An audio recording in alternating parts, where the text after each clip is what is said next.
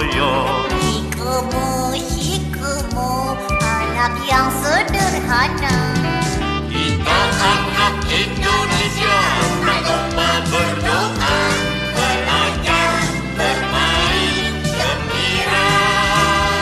Oh belajar, bermain gembira. Sikomo, itulah nama saya.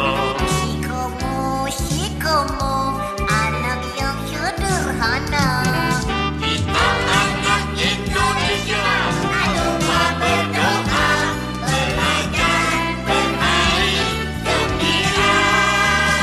Oh belajar, bermain gembira.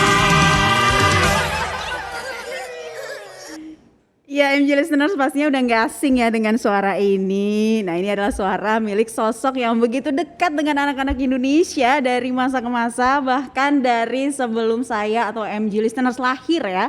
Nah, penyanyi lagu tadi adalah Seto Mulyadi atau yang biasa akrab semua kita sapa Kak Seto. Jadi MJ listeners, Kak Seto ini baru saja merayakan ulang tahunnya yang ke-70 pada 28 Agustus lalu dan langsung saja kita sapa ya. Selamat pagi, halo Kak Seto. Halo, selamat pagi Mbak Naila. Apa kabar? Seneng banget loh, selamat ulang tahun. Happy birthday to you. Happy birthday to you. Surprise banget lah ya Kak Seto. Ini kita Iya, bener-bener terima kasih. surprise, seneng banget Kak Seto bisa gabung di MJ Radio Network kali ini. Dan juga selamat ulang tahun ya sekali lagi Kak Seto. Semoga di Terima usianya kasih banyak Mbak Naila. Iya, yang menginjak sudah 70 tahun ini Kak Seto semakin gembira ya, sesuai dengan motonya Kak Seto ya. betul. Iya, nih Kak Seto, momen perayaan ulang tahun yang diunggah di akun Instagram Kak Seto ini jadi viral, menarik perhatian warganet karena Kak Seto nampak begitu sehat, bugar, energik, berjoget-joget bahkan sampai push up loh. Nah, ini sebenarnya yang saya lihat dari komen-komen di medsosnya Kak Seto, pertanyaan terbesarnya adalah apa sih rahasianya Kak Seto bisa tetap sehat di usia yang sudah 70 tahun ini? Iya, rahasianya sederhana yaitu selalu gembira, itu saja. Selalu gembira, penuh rasa syukur, semangat, optimis, selalu berpikir positif, dan menikmati hidup ini apa adanya, begitu. Menikmati hidup apa adanya tuh gimana sih Kak Seto? Kalau kita tuh sekarang mikirnya menikmati hidup ada apanya? Iya, kadang-kadang sekarang misalnya apakah kantong kempes, kemudian ya mungkin banyak ada masalah, harus menerima pengaduan-pengaduan anak-anak yang mendapat kekerasan, dan kadang-kadang saya juga harus datang ke berbagai tempat. Ya sudah, dinikmati saja semuanya sebagai apa ya, sesuatu yang patut disyukuri begitu. Jadi walaupun apapun juga intinya selalu berprinsip bahwa bukan karena bahagia kita bersyukur, karena kita bersyukur maka kita bahagia, begitu. Oh, jadi dicatat ya. Karena kita bersyukur makanya kita bahagia. Nah, Kak Seto ini jujur ya, aduh saya tuh ngefans banget loh sama Kak Seto. Idolain banget dari dulu ya, waktu menjadi presenter Metro TV ini udah sekitar 5-6 tahun tuh pengen banget sebenarnya wawancara Kak Seto santai seperti ini. Tapi bisa baru kesampaian nih sekarang. Karena dari zamannya 90-91 tahun ketika saya masih TK, sampai anak saya sekarang udah TK loh Kak Seto. Ini Kak Seto tetap dipanggil kakak. Nah, jadi waktu itu ngetop dari serialnya Sikomo ya Kak Seto, awal perjalanan karir Kak Seto. Iya, betul. Iya, sebetulnya sebelumnya juga sudah ya, karena saya mulai tahun 70 sebetulnya. Tahun 70, kemudian saya sudah mengasuh juga kegiatan TK-nya Pak Kasur. Kemudian saya tahun 75 mendirikan sendiri juga di Taman Ria, begitu. Jadi sudah ini, lalu tahun 80 juga sudah mulai dengan ini Aneka Ria anak-anak di TVRI waktu itu dengan Kak Edi Purwono. Iya. Di sini banyak semua yang nyaut loh Kak Seto. Iya, iya padahal usianya kita tahu ya udah generasi jauh dari generasi milenial nih. Kak Seto, Iya, iya. tapi ngomong-ngomong soal video momen HUT-nya yang ke-70 tahun ini kan viral nih. Ini sebenarnya ide siapa sih? Masukan dari anak-anak atau justru sebenarnya Kak Seto sendiri yang pengen bikin sesuatu yang beda? Nah, semuanya ini kan spontanitas ide anak-anak. Jadi anak-anak tiba-tiba ngajari untuk ayah yuk gini coba ada ya karena kita biasa olahraga biasa ya olahraganya tuh saya tiap hari push up sampai sekarang juga masih 80 kali kalau push up. Kemudian kalau misalnya hujan nggak bisa lari-lari di taman ya paling lompat-lompat 50 kali begitu. Jadi memang sudah kebiasaan dari remaja dulu begitu. Waduh. Jadi, gerak itu dan tadi kan saya bilang prinsipnya gembira. Nah, gembira itu singkatan dari panduan kegiatan saya. Misalnya pertama G adalah gerak. Jadi jangan mager. Nah, gerak ini kan saya bukan hanya gerak olahraga tapi saya masih nyapu, masih ngepel, masih motong rumput. Karena saya tahun 70 dulu kan masuk Jakarta pernah merasakan jadi kuli pasar, tukang batu, bahkan gembel, tidur di emperan pasar atau di tempat sampah itu sudah biasa gitu. Lalu 7 tahun saya pernah jadi pembantu rumah tangga juga kan. Jadi office boy juga. Jadi sudah biasa gerak gitu. Jadi sekarang ini udah kalau nggak gerak malah masuk angin jadinya gitu. Nah, E-nya adalah emosi cerdas. Jadi emosi tetap harus dikelola dengan cerdas. Jadi jangan marah-marah misalnya membanting pintu atau memaki. Tapi marah diungkapkan saja misalnya kepada anak saya, sayang, ayah marah. Waktu itu kan janji mau belajar sama-sama kan misalnya. Jadi marah tapi tetap dengan lembut, sedikit senyum, membelai kepala anak. Nah itu tidak merusak persahabatan dalam keluarga. Juga dengan istri misalnya. Lalu M, G-E-M, M-nya adalah makan dan minum teratur dan makanan sehat. Nah saya salah satu kuncinya saya vegan kebetulan. Jadi banyak makan sayuran dan buah-buahan ternyata juga lebih fit lah begitu. G-E-M-B, B-nya adalah beribadah, berdoa dan tadi bersyukur. I-nya adalah istirahat. Jadi saya mengatur waktu istirahat teratur juga, rata-rata 8 jam. Istirahat dengan kualitas yang bagus ya. I-nya istirahat, R-nya adalah rukun dalam keluarga. Jadi ibaratnya kemesraan ini janganlah cepat berlalu. R dan A-nya, A-nya adalah tetap aktif berkarya. Jadi berkarya itu saya nulis, ya bikin artikel, bikin buku, penelitian, bikin lagu, kemudian yang membantu anak-anak yang kurang mampu dan sebagainya. Itu. Wow, jadi gembira itu ya singkatan yang perlu dicatat itu untuk kita selalu bisa tetap merasa bersyukur. Nah Kak Seto ini kan emang energik banget ya, bahkan sampai push up dan parkour loh. Nah ini gimana sih Kak Seto? Aduh saya kok ngelihatnya jadi nontonnya ngeri-ngeri ini. Aduh gimana? Tapi ternyata Kak Seto bisa melakukannya dengan baik. Dan sebetulnya apa sih yang membuat Kak Seto suka olahraga ekstrim ini? Iya, saya ini punya sejarah masa kecil yang bandel sekali kan, nggak bisa diem memang. Umur 4 tahun naik ke atas pohon, naik ke atas genting udah sering tuh. Pernah jatuh, kepala bocor di dahi, makanya dijahit. Nah sampai sekarang ditutup pakai poni terus untuk nutupi jahitannya itu Mbak Nela. Terus ya itu, jadi udah biasa bergerak. Jadi sebetulnya ini salah satu yang kebetulan diabadikan oleh anak saja. Terus boleh nggak dia ya? Boleh, karena yang mengelola Instagram segala macam juga anak-anak, karena saya ini kan jujur gaptek juga aja, nggak tahu Twitter, nggak tahu apalagi itu Instagram, terus ya segala macam itulah. Jadi anak yang mengelola semua. Jadi ya paling ini ini boleh silakan aja gitu. Jadi ya, naik itu kan dulu kan saya gara-gara jatuh pernah akrofobia. Jadi pernah takut ketinggian. Nah, setelah saya belajar psikologi, rupanya harus dilatih pelan-pelan, dilawan lah dengan bertahap begitu. Nah, akhirnya ya sudah saya sering naik kalau ada genteng bocor gitu ya udah memperbaiki sendiri begitu. Nah, kadang-kadang lompat, kadang-kadang biasanya itu ada adegan salto di atas gentek, di atas atap itu sebetulnya. Tapi saya bilang jangan, nanti malah ditiru orang, bahaya. Iya. Jadi bagaimana Gitu. kemudian bisa melawan rasa trauma itu ya Kak Seto ya. Justru harus Betul. dilawan rasa trauma itu. Tapi Kak Seto, yang Kak Seto rasain dengan olahraga ekstrim ini apa nih? Ya, buat saya ini bukan sesuatu yang dipaksakan karena memang sudah terbiasa dilatih dari muda dan dilakukan teratur. Jadi buat saya sih bukan sesuatu yang ekstrim gitu, karena ya istilahnya bisa karena biasa kan, bukan karena harus dipaksa atau demi istilahnya konten atau apa. Iya, gitu. benar-benar. Nah, Gitu. Kak Seto ini juga jadi tadi kan Kak Seto sempat bercerita ya bagaimana perjalanan Kak Seto walaupun singkat ya tadi ya datang ke Jakarta, sempat tidak mendapatkan pekerjaan begitu dan kemudian bertemu dengan Pak Kasur ya waktu itu. Pada tahun 80-an, ceritanya gimana tuh Kak Seto? Tahun 70 tuh. Jadi waktu itu kan saya pernah membantu mencuci baju sore hari di suatu tempat keluarga begitu, karena saya kan ibaratnya serabutan kerjanya, ada kerjaan yang kemudian dibayar lah gitu. Saya melihat ada siaran TV, saya lihat ada Bu Kasur.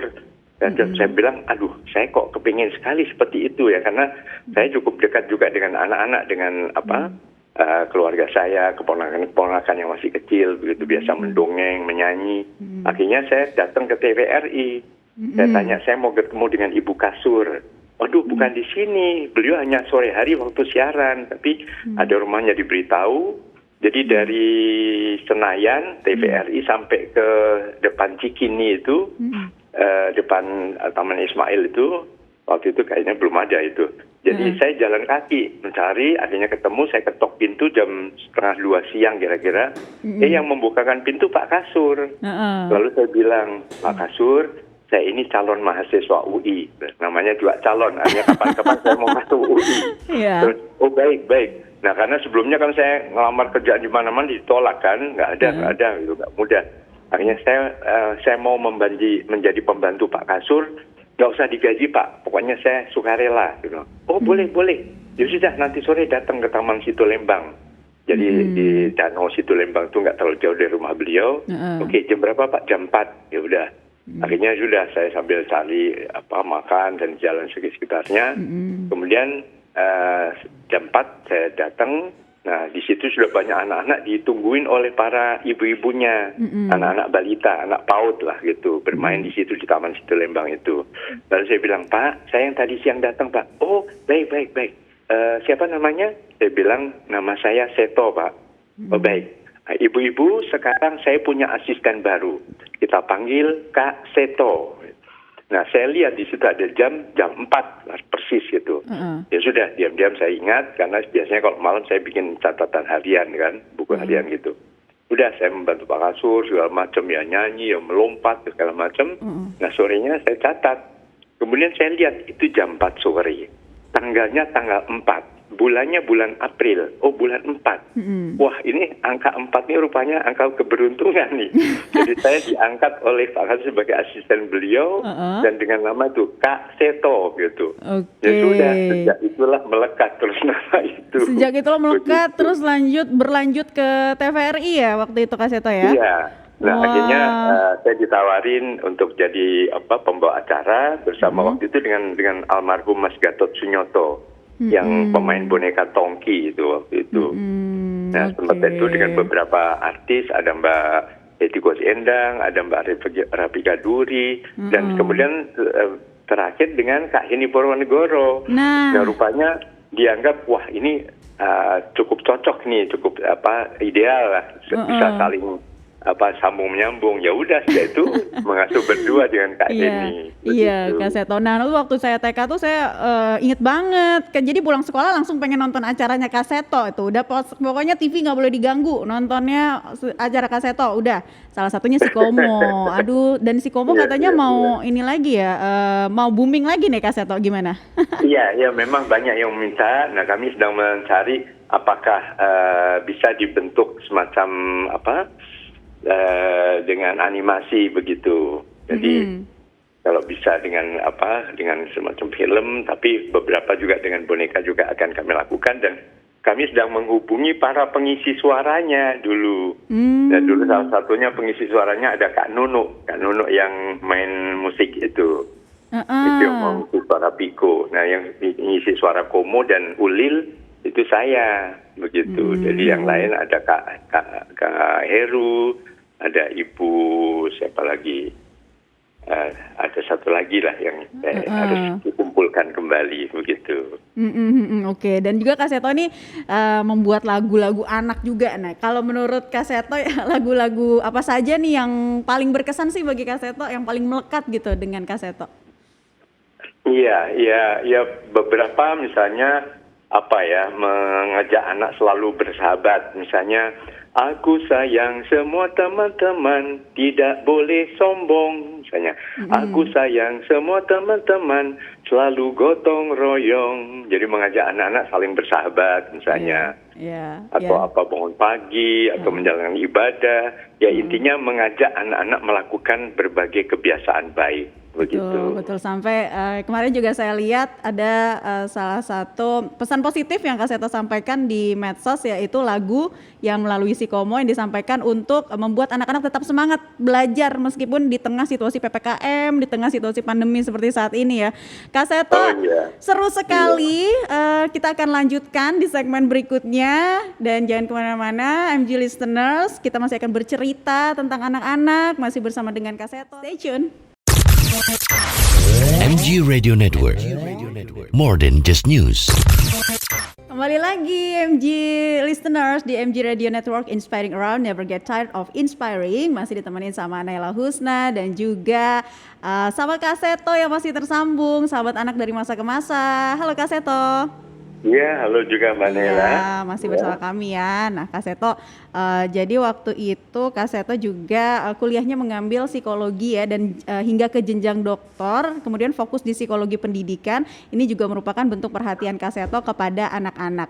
Tapi pada tahun 2007 ini Kak Seto mendirikan sekolah alternatif bernama homeschooling ya Kak Seto ya. Apa sih semangat Kak Seto saat mendirikan sekolah ini?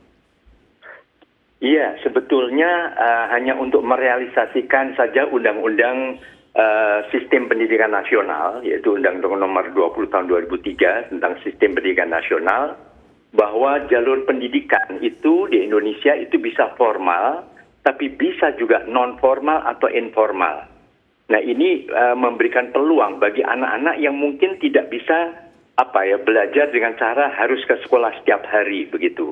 Misalnya anak-anak marginal, anak-anak yang mungkin masalah ekonomi, kesulitan ekonomi, tetap harus terpenuhinya hak untuk belajar. Atau anak yang sedang sakit dirawat di rumah sakit, atau mungkin juga anak-anak yang mungkin mengembangkan karirnya sejak masa anak, ya 18 tahun ke bawah. Jadi apakah misalnya sebagai olahragawan yang harus banyak bertanding ke berbagai tempat atau berbagai negara, atau mungkin semacam artis yang harus syuting, rekaman dan sebagainya, supaya belajarnya tetap tidak terganggu. Karena kalau misalnya sekolah formal kan ada aturan yang tiap hari harus masuk, kalau berapa kali absen terkena sanksi dan sebagainya. Nah, ternyata ini mendapatkan sambutan hangat dari masyarakat.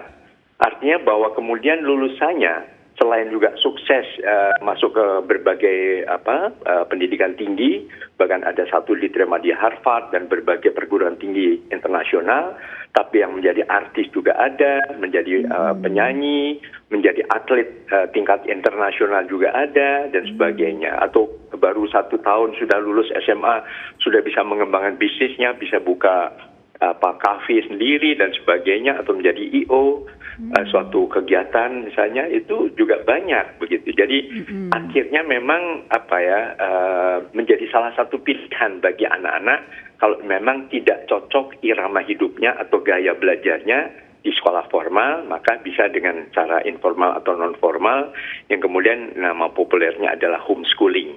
Sebetulnya not just school at home, tapi schooling yang homey lah gitu.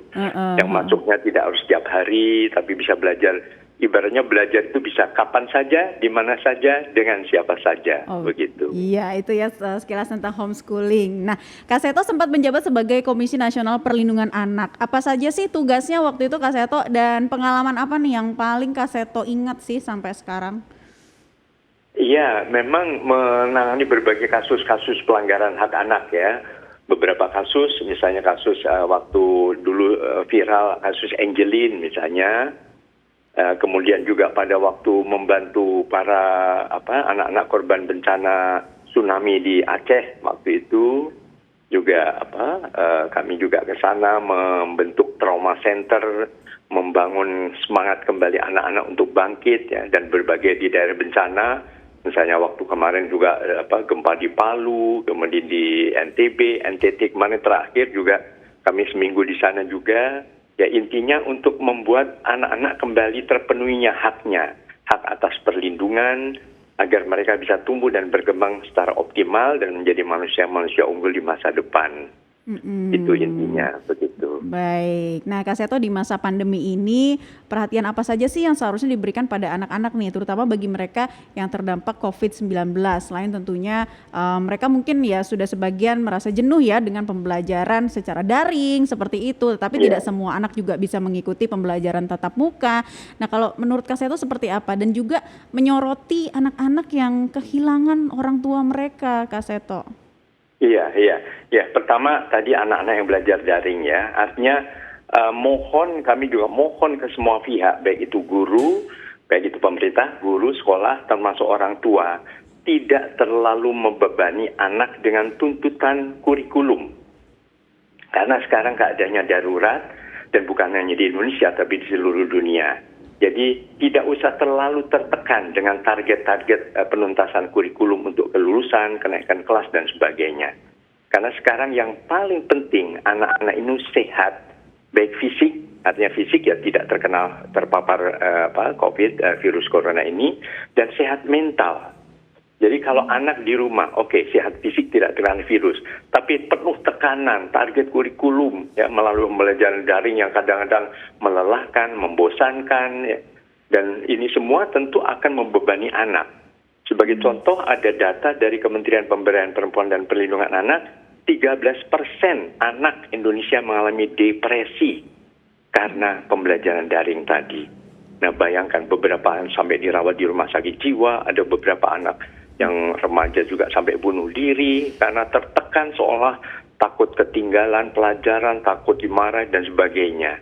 Jadi sekarang bagaimana membuat anak di rumah gembira dan bahagia, itu utamanya dulu. Jadi jangan dibawa apapun juga ya, belajar itu kan bukan hanya belajar akademik kan. Kan isi pendidikan bukan hanya iptek, tapi juga ada etika, ada estetika, ada nasionalisme, ada kesehatan.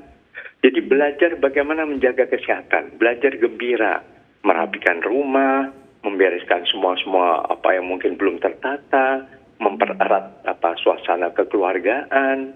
Itu bagian dari pembelajaran juga. Jadi bisa belajar nyanyi, belajar nari, apa yang dia suka dulu deh, itu dikembangkan. Dengan begitu membuat anak optimis dan percaya diri dan akhirnya jauh dari kemungkinan terpapar depresi yang bisa membuat anak menjadi lemah begitu. Baik, ya. Terus kemudian Kak Seto yang berkaitan dengan anak-anak yang harus kehilangan orang tua mereka dalam situasi seperti ini, apa yang mungkin ingin Kak Seto sampaikan di sini? Iya, tentu ini pertama tanggung jawab pemerintah, tapi juga bukan hanya pemerintah, tapi juga masyarakat. Ibaratnya melindungi anak perlu orang sekampung. Jadi juga warga kiri kanan mohon saling peduli. Beberapa misalnya ada mengambil alih, dirawat di rumahnya, misalnya dibesarkan hatinya, ya mendoakan yang sudah wafat misalnya. Jadi memberikan kepercayaan pada anak untuk tidak runtuh moralnya, tidak merasa depresi, tertekan dan sebagainya. Itu dulu yang paling penting. Kemudian juga dunia usaha, ya, berbagai program CSR ini juga membantu juga para anak-anak yang ada cukup banyak jumlah anak yang kemudian menjadi yatim atau menjadi piatu atau yatim piatu sekaligus. Nah ini mohon menjadi tanggung jawab bersama, tetapi tetap di bawah koordinasi pemerintah daerah setempat, dari mulai lurahnya, kemudian kemudian camat, sampai kepada bupati dan wali kotanya. Baik, jadi koordinasi dari pemerintah daerah setempat, dukungan dari masyarakat atau support system dari orang-orang terdekat ini sangat diperlukan ya untuk merangkul mereka yang mungkin kehilangan orang tua di masa pandemi. Nah, Kak Seto, tentang pembelajaran tatap muka nih, menurut Kak Seto apa sih yang seharusnya disupport pemerintah untuk menjamin keamanan dan kesehatan anak-anak nih saat ini? Iya, saya kira peringkatnya dulu kita lihat atau siapnya dulu. Tentu pertama siap wilayahnya. Sudah hijau atau masih kuning atau masih bahkan merah. Mungkin wilayahnya siap di sekolahnya, tapi anak atau mungkin guru atau staf sekolah yang datang dari daerah merah itu juga mohon tetap diwaspadai. Kemudian kedua, siap anak. Anak siap tidak dengan protokol kesehatan. Apakah malah tukar-menukar masker nantinya? Nah, ketiga, siap keluarga, bagaimana keluarga bisa mendukung juga, misalnya membawa makanan karena mungkin tidak boleh ada kantin dibuka di sekolah, makannya pun juga harus sangat jauh terpisah dengan teman-temannya. Kemudian siap infrastrukturnya juga. Baik. Nah, infrastrukturnya, apakah anak datang ke sekolah dengan kendaraan yang berdesak-desakan atau jalan kaki sambil bergandengan tangan, dan terutama juga siap sekolahnya. Ada tidak air mengalir, letak bangku yang saling berjauhan dan sebagainya. Jadi perlu peran orang tua untuk terus mengingatkan anak-anak, terutama mereka yang mungkin masih berada di usia 12, 13 tahun, itu juga memang dukungan harus diperlukan ya. Kak Seto, ini pertanyaan terakhir nih Kak Seto, mewakili pertanyaan banyak pendengar sebenarnya tentang, mohon maaf ini Kak Seto, rambut Kak Seto ini kok bisa lebat, rapi, nyaris tidak berubah loh dari masa ke masa. Ini kan Kak Seto sering mengunggah ya di medsos waktu potong rambut dengan capster yang sama nih selama 15 tahun. Rahasianya apa sih Kak Seto? Ya mungkin kalau saya dulu pepatah orang tua sebelumnya juga ya, supaya tidak cepat tua, cepat rambut beruban atau banyak berguguran. Yang penting jiwanya dibuat sehat gitu. Jadi itu tadi mungkin dengan cara penuh rasa syukur, ikhlas, pokoknya ya udah apapun yang terjadi udah serahkan kepada Yang Maha Kuasa. Ya udah, mungkin itu yang membuat itu tadi rambut juga terjaga. Tapi pakai kemiri tetap ya Kak Seto ya? Nah iya, saya dari dulu memang penggemar kemiri. Nah, saya pernah dikasih sabun, bentuknya sabun tapi itu terbuat dari kemiri, jadi untuk keramas gitu. Jadi dikuyak kayak gitu, ya udah. Kadang-kadang saya juga rambut habis keramas juga diuyak pakai anduk, pernah dibilang awas lu nanti mudah rontok. Ya tapi mungkin akarnya sudah kuat, jadi saling terjaga lah gitu. Ternyata terbukti ya ramuan tradisional bisa membuat rambut tetap sehat sampai usia 70 tahun. Kak Seto, terakhir sebelum menutup boleh dong Kak Seto nyanyi untuk mengobati rasa rindu kita akan penampilan Kak Seto yang menghibur anak-anak dari masa ke masa. Baik, ya mungkin ini lagu ini saya persembahkan untuk para orang tua untuk tetap mendidik dan melindungi putra-putrinya. Mohon maaf kalau suaranya pelok campur selindro ya, jadi ngalor ngidul nggak apa-apa ya. Iya, silakan. Semua anak merindukan kasih sayang kita. Mari terus mengasuhnya dengan senyuman. Jangan lagi memakai cara penuh kekerasan.